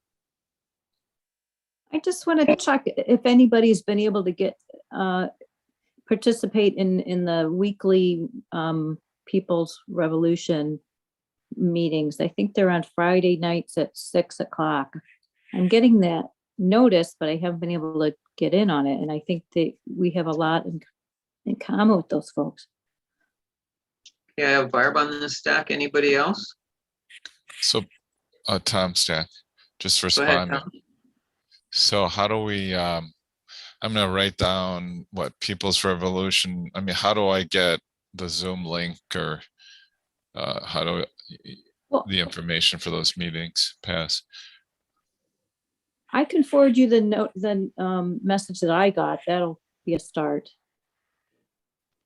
Cool. Or if you can put it in the chat, but yeah, if you want to, would it make sense to Yeah, just sign me up too. Put it on the general discussion list? But however you want to do it, pass. I'll try to get it to you guys. I'm not good at the mass things, but I can specifically email it to you guys. Great. Thanks, Barb. We're Sure. kind of out of time for that one. So moving on to the next item, discuss recording and live stream. So I brought this up to Tom because I wanted to make sure we're doing the same thing the state has us doing, or that the state is doing, because for one thing, I want to make sure that as a party, we can do strategizing and stuff like that without somebody just being able to drop into our meeting or look at our meeting, the recording or live streaming, dropping in, and, you know, thereby interfere with our strategizing and that kind of thing. So floor is open. Tom. Go ahead, Tom. So the advantage of having it open, I think, is if you get a new member coming in, you have all those old meetings and they could theoretically go back and review them and get familiar with us. And frankly, I tend to go with an open, transparent thing. I wouldn't be so worried about somebody trying to take us over. I think it should be, the default should be open, and if we need like an executive session that's private, then we can go private. But so the way it is now is this stream is public, and if we did want to, but logistically, if we did want to go with a private stream, then we're going to have the opposite problem where even you, Greg, you won't be able to watch the video because I'll have to go through all these hoops where I invite you 5 times to accept the rights to join the video. And I have to go through all this hand holding to get people set up so they can view the private videos. It's not as bad as what I'm saying, but it's almost as bad as what I'm saying. Pass. Okay, we are out of time for this item, but do we need to have it on the agenda again next time? Does anybody want it on the agenda for next time? Okay, then I will deal with it with Tom privately. And if we disagree, we'll put it on the agenda. National Committee report. Does somebody want to give that, Tom or Mike? I haven't prepared for this, but yeah, so I don't know that I'd have the right context, but just generally speaking, the last major thing that was on my radar screen was an attempt to demote. I'm trying to think of the proper political term, because it wasn't really a purge, but it's basically drastically affecting the rights of 5 people in the Green Party. Ann Monash from California, David Kyle from Massachusetts, Jeffrey Sutter, I don't remember where he's from, Thistle Peterson, who we all know from Madison, and Hugh Esco. This is an example of a case where they required a 2/3 vote, and they got only 54% vote. So it was an interesting vote. There was some good discussion, and they were not expelled, but they effectively were pretty. I mean, what they wanted to remove essentially all their rights. They couldn't even show up at an annual national meeting. And this is the context of this, is that these are so-called transphobe bigots. But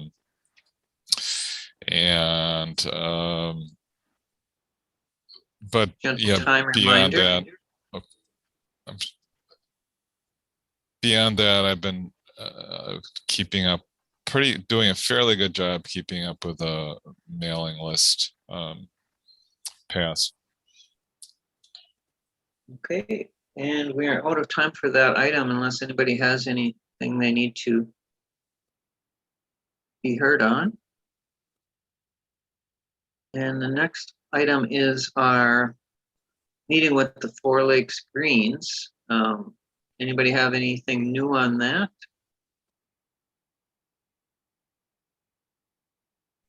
Not a thing. Okay, thanks, Mike. Hearing nothing, we will move on to a 9/11 update from Tom. So I went down to Chicago, and what we can maybe take away that's good about this is that I reviewed my research of anti-war groups in the Chicago area, and there were 2 that came up that ended up being involved in sponsoring the 9/11 protest. One was the Chicago Coalition Against War and Racism. Well, actually, then there's also Chicago Peace Action, and then there's also this other group that's kind of a coalition of socialist groups, and I'm not going to remember the name, but they all were represented, and it was about maybe 25 people, maybe a little bit more, a little bit less, and they had a good sound system, and they had a number of speakers. This was right down in the loop at Millennial Park, and it was difficult because the crowd was primarily just in a party mood and not all that interested, but we had a few sidewalk conversations. Gentle time reminder. So on balance, it was good. It was a success. And I went there with a 9/11 truth related group that's nationwide. Pass. Thanks for your report, Tom. Any questions for Tom before we move on? We have 1 minute.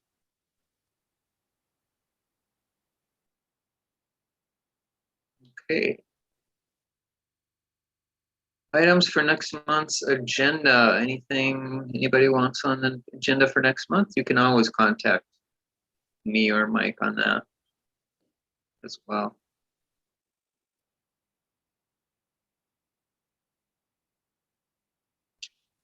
Hearing none, we'll move on to accomplishments and recognition. I'll just read that. So Let's see. Tom for videotaping us at the climate strike protest. Barbara and Pam for showing up for the protest. Barbara Dahlgren made 4 signs for that protest. They're really cool. I hope I get to share them with everybody. Carrie and Barb for facilitation of our donation to the Line 3 efforts. And Carrie for including links to the new book on 9/11, the city climate survey, and 5G resources. Mike for chairing and leading our outreach committee each month and handling IT for our meeting in September in Tom's absence. Barb for watching our expenditures, paying our bills, and reporting on our funds. Mike and Bill for getting our mailing out to past members. Bill for paying for the postage.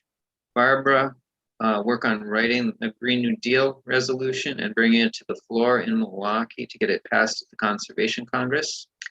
And what else? Anybody want to recognize anything or acknowledge something that they did? Or somebody else did?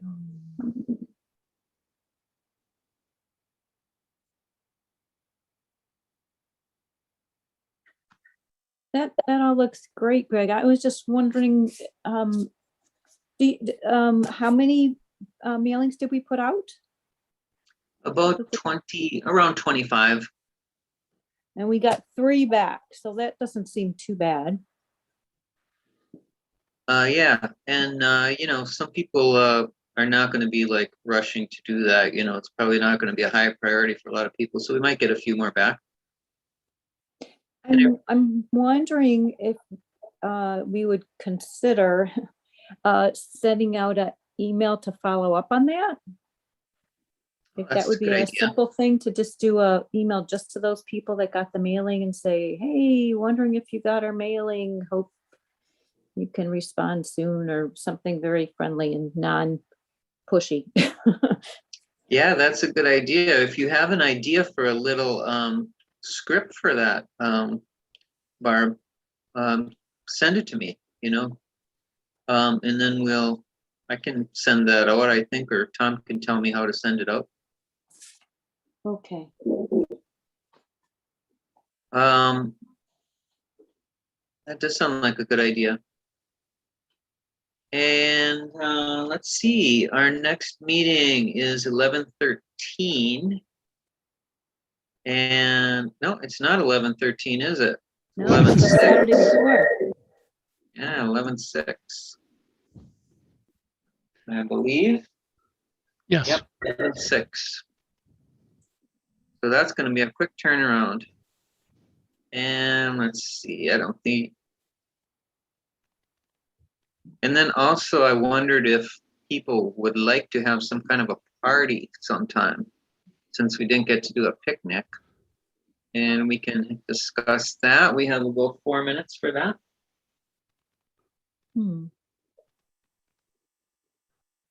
Personally, I'm not ready yet. Okay. Well, I would just mention something if anybody wants to gather in person a little bit. There's on October 20th at the Sugar Maple in Bayview. That's right near the corner of Lincoln and Howell, just a little bit east on Lincoln. The Ex Fabula folks are having a storytelling event, gathering at 6:30 and stories start at 7. If anybody wants to go there, I'm planning to be there if you want to gather there. It's a nice place, and the theme is the unknown. So it's always interesting to hear stories. Thanks, Barb. That sounds like fun. And what was the date of that again? Oh, sorry, October 20th. I think it's a Wednesday night. Okay.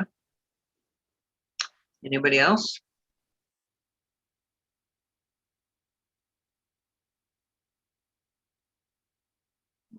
Okay. So Glad you we have a have- job, Jennnifer. That's all. Look at the bright side. All right.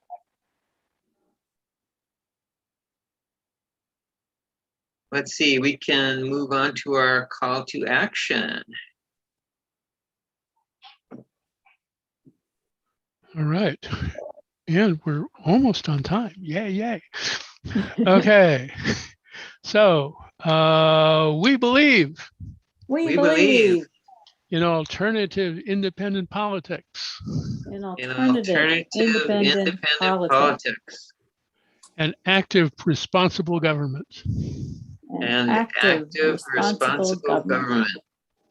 We believe We believe in the empowering of all citizens In the empowering of all citizens and communities to create the world we want. and and communities to communities create to the create world the we world want. we want. We offer hope We We offer offer hope hope and a call to action. and a call to and a action. call to action. Green and growing.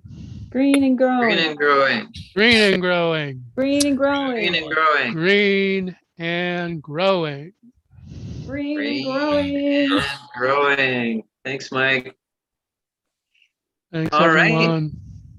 Thanks, everyone. Yeah. Have a good day. Good to see you all. Hey, make sure you change your calendars. Oh, All right. okay. I just updated the official calendar, so hopefully I did it correctly. So we'll get our little reminder on time and that, because I always look for that, Tom. Thank you. Yeah, it's amazing. That's a script that it keeps working. I'm sure it'll blow up at some point, but yeah. Theoretically, yeah, let's keep an eye on it. So, all right. All right. Okay. Thank you all. Take care, everyone. Bye-bye. Bye.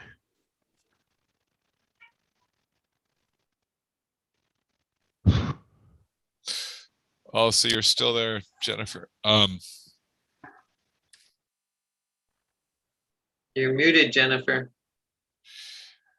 Yeah, I was just, we could maybe work out that meeting time if you want. Like, so we said 11 o'clock, right? Do you want to meet? How often do you want to meet? Once every 2 weeks or once a month, or what do you want?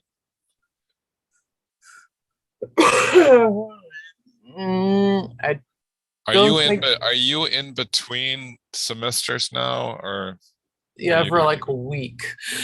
Oh, all right, then I'm guessing once a month would be enough then, right? Probably. Okay. With homework, I'm probably not even going to be thinking that much. Incidentally, if it's the last week of class, don't bother me. Right. Because I probably have a final project to do, and it's. Oh, I understand. It's How about Fridays? I always don't have enough time to do it, so I'm like this. Yeah, I completely know. I know how that is. Greg tried to call me the other day, and I'm like, oh no, now's not a good time. You know, I'm like cramming for my project, which I didn't even finish. I turned it in just to try to get some points, but you know. Well, it's good you're trudging through. You're great. I got all the homework done, and all the homework was good. It's just a project. It's like I just didn't have enough time to do it all. I completely understand. So I don't know. Fridays usually I don't have too much going on. Just looking. 11 o'clock. It's like my next class is online, and I'm taking Excel. And it's only a 4-week class, so maybe you can train me on a few things with Excel when you're done. And I'm taking the front end web development program now too. Oh wow, okay. Are you now I'm confused. You said something about one more week. Are you at the end or at the beginning of something? I'm in between terms right now. Oh, so you're starting the front end web development Well, I'll be officially starting that program in the spring. I'm taking Excel. This is Oh, my next Excel. class. Oh, okay, okay. So how about I need that class for my marketing. Okay. Any day of the week other than Monday would work for me. So pick a day of the week. Like, Well, my class right now will be online, so it's really no okay. big deal. We don't meet, so. How about Thursdays? Thursdays at 11. Or and then I guess about Thursday will be okay. how about the third Thursday of the month? Does that work? I don't know. What is it? I don't know. I just sometimes that first. So that'd be like the 21st. Yeah, that way we'd meet this month, right? Okay.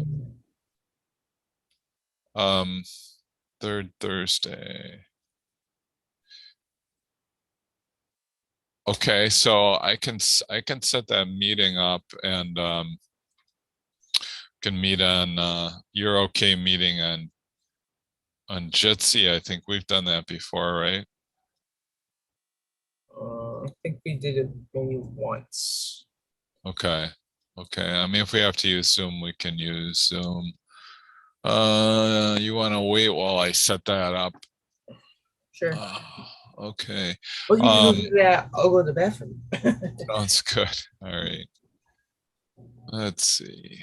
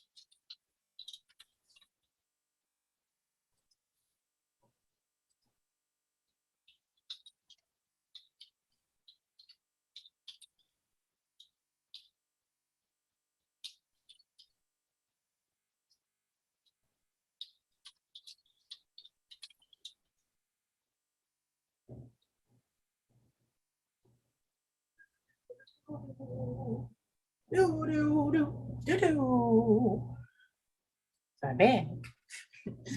All right, I'm getting there. Oh, let's see here. I'm inviting you, and I gotta invite me too.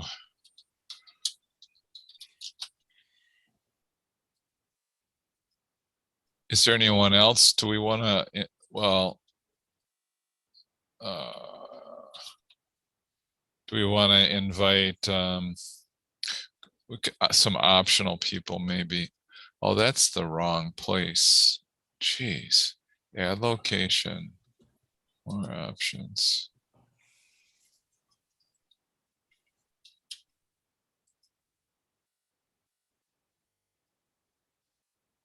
Yeah, I just had your, oh, I know. Just had that crazy email. You have that, what is the significance of that email address? It's like some sort of Latin name or something. Yes, it is Latin. Is it Latin? Mm-hmm. Okay, what is it? Do you want to, what does it mean? I'm just curious. Well, Ursa is bear.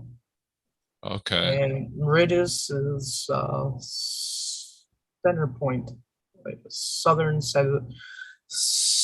point or midpoint or gladiator that fights at noon. They're primus. Wow. Okay. There's 3 definitions. I don't know if Greg wants, I'll just make him, Greg doesn't need to be on, but I wonder if maybe Barb, what do you think, as an optional? Dilrain. Just so other people know about it, right? I mean, I think it would be good for other people to know that we're meeting. Let's see. Okay, I'm trying to, there, okay. Make her optional. Not 1 o'clock, 11 o'clock. Oh, and it does repeat monthly on the 3rd Thursday.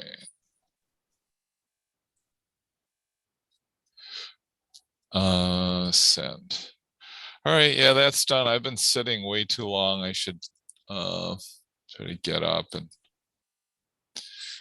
looks like a beautiful day. My parents got the lawnmower going right past my window. I can't hear no one. Right, that sucks. Well, you got a slightly different view. I can see, I'm trying to see if that's let's say I see the TV, then I see a bunch of shelves, and I can actually see your face, which is good. Is this a desktop, or is this what techno? It is? Yeah, that's Surface Studio. So, because before you were using this. So yeah, that was my Surface Go. Oh, so this is something new. Okay. Yeah. Interesting. All right. We'll have good luck with an I can Excel draw stuff. on both of them. What's that? I can draw on both of them. Oh yeah, that you see, you have a stylus. Do you have a special tool that? Oh, okay. All right. Yeah, I go down to the MyAd, the art where all the art students are, and they are able to support a full-blown artist store, and I just enjoy going in there. I bought myself, take a look at this. This is a $22 mechanical pencil that I got from there, and I also I'm in the market for a fountain pen. This is an actual fountain pen. My parents used to use these. They grew up with fountain pens. They're coming back. But I'm just saying, it's like when you get kind of that retro thing. When you get really bored, yeah, it's sort of fun. It's like I can't afford a sports car, but I can afford a $22 pencil. All right, have fun. I'm out of here. Take care. Yeah, I thought I'd go hit up the bowling alley and check out pricing and stuff. Yeah. Okay. Well, we definitely You need do some bowling while I'm there. There you are. All right. I'll have to bowl by myself, but hey, I'll get that practice in. Right. I can bowl kind of, sort of, but not really. What was the last time I bowled? I mean, really, come on. All right, well, have fun. Take care. I'm out of here. Yep. Peace out.